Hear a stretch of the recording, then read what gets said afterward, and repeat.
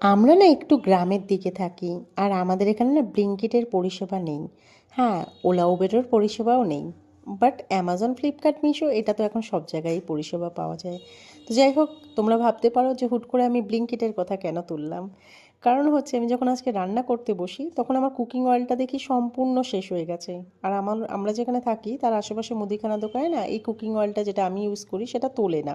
যদি বলি ওরা অর্ডার দিয়ে নিয়ে আসে, তাও আমাকে হাতে 1-2 দিন টাইম চায়। আর না হলে আমাকে গিয়ে নিয়ে আসতে হবে। ব্লিঙ্কিট থাকলে কি হতো, 10-15 মিনিটে বা আধা ঘন্টার মধ্যে পৌঁছে দিত, এই পরিষেবাটা পাওয়া যেত যেটা আমরা এখানে পাই না। তো যাই হোক, ব্লিঙ্কিট নেই তো কি হয়েছে, আমাদের এখানে রয়েছে অ্যামাজন। আর অ্যামাজনের গ্লসারিতে যখন আমি কোনো কিছু অ্যাড করি, আমি আগেও নিয়েছি, ওটা আমাকে পরের দিনই এসে দিয়ে যেত। বাট এইবার আমি দেখলাম, আমি সকালবেলা বসে আমি ভাবলাম ঠিক আছে, যখন নিতেই হবে তাহলে আমি আজকে অর্ডার করে দিই, কালকের মধ্যে হয়তো চলে আসবে। উমা, আমি দেখি যখনই অর্ডার করলাম তার 1 থেকে 2 ঘন্টার মধ্যে ওরা এসে আমাকে এগুলো ডেলিভার করে দিয়ে গেল, আমি যে জিনিসগুলো চেয়েছি। আমার এতটা ভালো লাগলো যে ব্লিঙ্কিট নেই তো কী হয়েছে, অ্যামাজনের গ্লোসারি তো রয়েছে।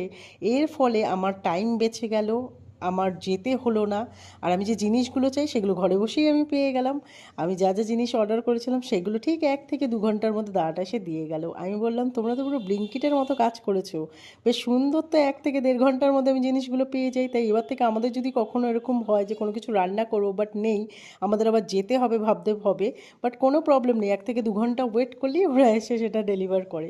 আর নিয়েছিলাম ওই যে 2টো কুকিং অয়েল নিয়েছিলাম, আর তার সঙ্গে একটু পাস্তা নিয়েছিলাম, একটা কাবলি ছোলার প্যাকেট নিয়েছিলাম, কিষানের টমেটো কেচাপটা ছিল না ওটা নিয়েছিলাম, আর এই পোহা চিড়ে যেটা আমি ভালোবাসি খেতে ওইটা আমি নিয়েছিলাম। তো যাই হোক, কী যে ভালো লাগলো আজকে, আর কি বলবো। তো তারপরে আগের দিন যে চানা মশলাটা তো রান্না করেছিলাম দেখেছো, তো ওটা তো বেঁচে গেছে অনেকটাই। তো আজকে ভাবলাম ঠিক আছে, ছোলে চাওয়াল খাওয়া যাক, মানে এই চানা মশলা দিয়ে ভাত খেয়েছিলাম আজকে, আর সাথে ছিল একটা ডিম। তো চলো, ভিডিওটা আজকে এই পর্যন্তই। যদি ভালো লেগে থাকে একটা লাইক করো অ্যান্ড চ্যানেলটা সাবস্ক্রাইব। দেখা হবে আবার অন্য একটা ভিডিওতে। ততক্ষণের জন্য তোমরা ভালো থেকো, সুস্থ থেকো, টাটা।